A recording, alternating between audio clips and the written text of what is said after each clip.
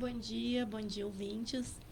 É indignante, na verdade, né? É uma indignação total do Conselho Tutelar e acredito que da comunidade, autoridades, enfim. E como tu bem disseste, a gente realmente atende, né, situações de vulnerabilidade, estupro de vulnerável também. E também eu quero salientar a importância do Conselho Tutelar de que como essa denúncia foi parar nas autoridades competentes, que foi através do Conselho Tutelar de uma ficha de infrequência dessa menina. O Conselho Tutelar foi até a casa e, chegando na casa, a mãe relatou para o Conselho que a menina estava casada. Imaginem só, a mãe que deveria proteger, né, colocou para o Conselho Tutelar que a menina estava casada. O Conselho Tutelar deslocou até a casa e realmente constatou. Foi quando o caso foi encaminhado para o Ministério Público, né, e para as autoridades, e o cara acabou sendo preso. Né, Fátima, tu conhece a situação também, pode falar um pouquinho. Dar um bom dia para a Fátima Herbstreet, que está conosco aqui, já teve em outras oportunidades nos ajudando. Esses casos como esses podem ser considerados corriqueiros, Fátima? Olha, bom dia a todos, bom dia aos ouvintes. A gente, assim, reza para que não continue sendo tão normalizando, né? Porque o que a gente está vendo é que o crime contra a criança e adolescente está sendo normalizado, já que as autoridades estão contribuindo para isso. Tu acha, Fátima, que essa decisão do Tribunal de Justiça de Minas Gerais acaba atrapalhando o cumprimento da lei e a proteção dos menores? Com certeza, porque se a autoridade lá que era para proteger e determinar que aquilo ali é um crime, o que é um crime mesmo, está sendo conivente, né? O que vai sobrar para a gente que está tentando colocar a lei, né? Agir dentro da lei.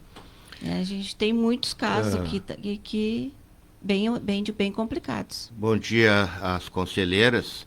Eu vou colocar aqui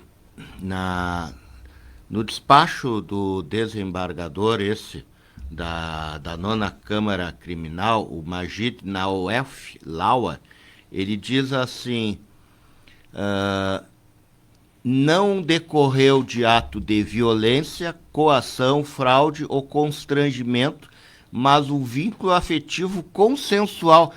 Uma menina de 12 anos, ela tem condições de fazer um relacionamento consensual com um homem que tem idade para ser pai dela? De forma alguma, né? Nem emocional, nem psicológico e muito menos legal, né? Onde ela deveria ser protegida pela mãe, pelos pais, né? Ambos os pais, na verdade. A mãe consentiu, tanto que no dia da visita, não lembro agora se foi na visita do conselho ou se foi quando da prisão, a mãe estava na casa fazendo uma visita para a filha, que vivia maritalmente com esse homem de 35 anos. Então, assim, de forma alguma, uma menina de 12 anos de idade não tem condições nenhuma de escolher se ela pode viver maritalmente, casar, ficar com ninguém, né? A mãe, na verdade, deveria estar protegendo e estava vendendo, trocando a filha, né? Essa questão econômica levantada pela Viviane, Fátima, ela é impactante, né? Porque Sim. geralmente isso acontece em famílias pobres. Sim, mas é bem comum isso. A gente ouve muito isso. Porque ele me ajuda. Então, ele se rende nessa parte econômica aí. Isso é muito comum. A gente ouve bastante isso. Tá? Pois é. Então, de novo, a consequência de uma sociedade desequilibrada em termos econômicos, em que os estratos mais pobres da sociedade acabam se sujeitando a coisas que são crime. Precisa ficar claro isso, né? A lei não permite isso. São uma flexibilização a pretexto de não causar um dano maior. Quer dizer, o dano está posto. Na verdade, os desembargadores eles admitem o dano, mas diz que seria pior ainda agora desfazer aquele casal. Será verdade, Viviane? Seria pior para essa menina se separar desse homem porque ele foi preso? Será que ela não vai, ou ela apoiada, obviamente, pelo Estado, pela família, ela não tem apoio. Ela não poderia buscar a educação, a formação profissional, entende? A sua independência econômica, que não precise, entende? De uma menina de 12 anos depender de um homem de 35. Por quê? Porque ela não tem habilidades nem capacidade de interagir e nem pode no mercado de trabalho. Vamos combinar? Ninguém pode trabalhar no Brasil com 12 anos, se sustentar com 12 anos. Isso existe todo um trabalho nas prefeituras, no Estado, no governo federal, para evitar o trabalho infantil, porque seria isso, né? Então, aí ela fica dependendo deste homem para comer, vestir, morar. Com certeza, já que ela não teve a família para proteção, que seja o Estado, então. Mas a gente traz aqui a nossa indignação, né? Porque a gente não consegue entender como a justiça conseguiu absolver porque é um criminoso, né?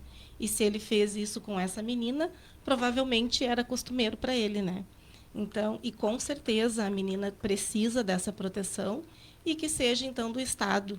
E para ela, com certeza, ela tem que ser imediatamente afastada tanto da família quanto desse abusador, agressor, estuprador.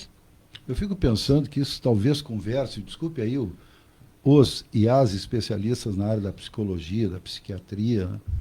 Mais da psicologia, que faz um estudo social mais amplo, assim, não de caso específico, que isso é quase uma síndrome de Estocolmo, que foi algo que foi desenvolvido a partir de uma ação, de um sequestro que houve na Europa e que uma das reféns desses criminosos acabou se aliando eles porque se sentiu, vamos dizer, atraída ou agradecida por eles não a agredirem, não dizerem que ela estava protegida por eles, e ela acabou desenvolvendo, psicologicamente abalada, obviamente, uma simpatia pelos criminosos. Ela que era agredida. Me parece que, de repente, na cabeça de uma criança de 12 anos, né, isso pode. Mas ele me dá uma cesta básica, ele me paga um sorvete, ele me leva para passear, né, ele não me agride, né, no sentido de violência física, né, mas violentando sexualmente, obviamente, né? Com Porque certeza. ela não poderia. Então, será que isso conversa um pouco com essas coisas? Mas posso... Claro. A menina se refere, né, na fala dela, que dos relacionamentos que ela teve, esse era o que mais tratava ela bem, que tratava ela muito bem esse. Então, é bem como tu está falando, ela se sentiu bem naquilo ali, porque ela estava sendo tratada bem, na cabecinha dela estava ótimo, entendeu? Porque ela estava tendo tudo, na verdade, que ela não tinha em casa.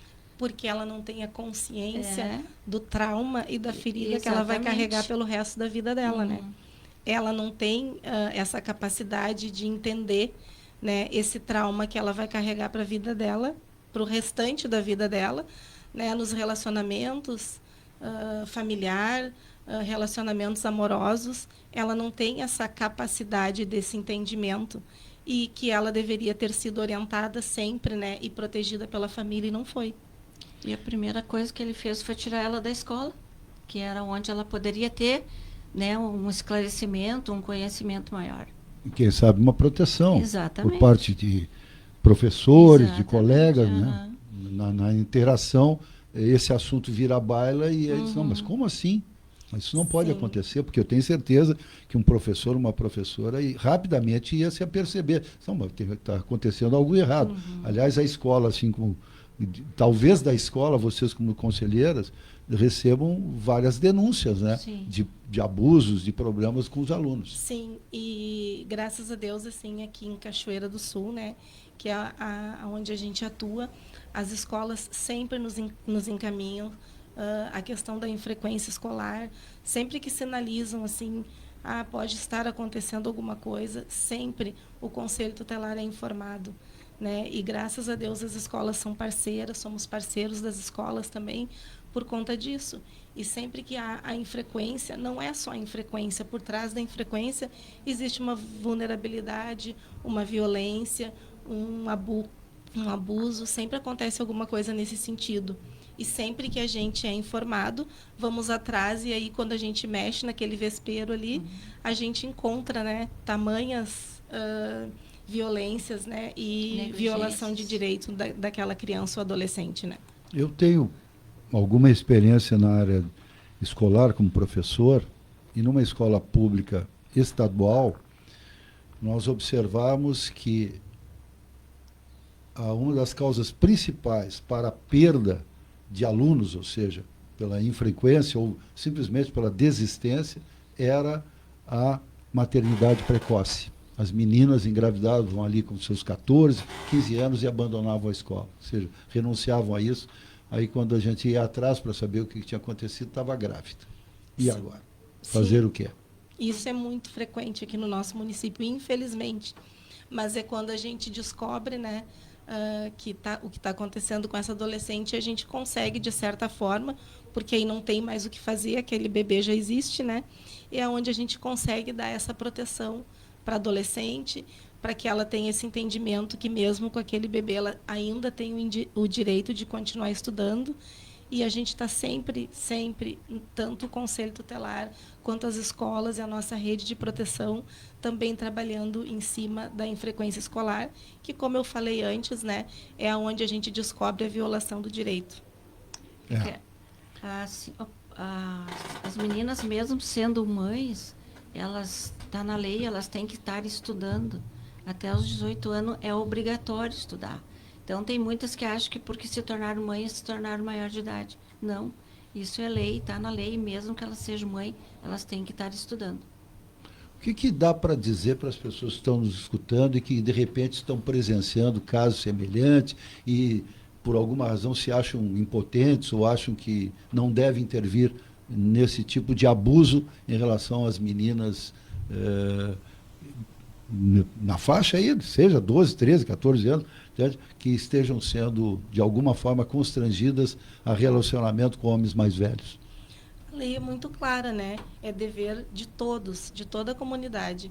Quando eu sei que existe ali um abuso, um estupro de vulnerável e eu não denuncio, automaticamente eu estou sendo conivente, né? E a gente tem as nossas portas aí para denúncia, né? São bem divulgadas. Ou assim, ó, polícia, independente, Disque 100, se a pessoa não quer aparecer, faça um Disque 100, porque todas as denúncias, seja a forma que seja, que chega no Conselho Tutelar, o Conselho Tutelar vai atrás e a gente vai verificar qual é a situação e se ali realmente existe um crime. E aí encaminhamos para a autoridade competente.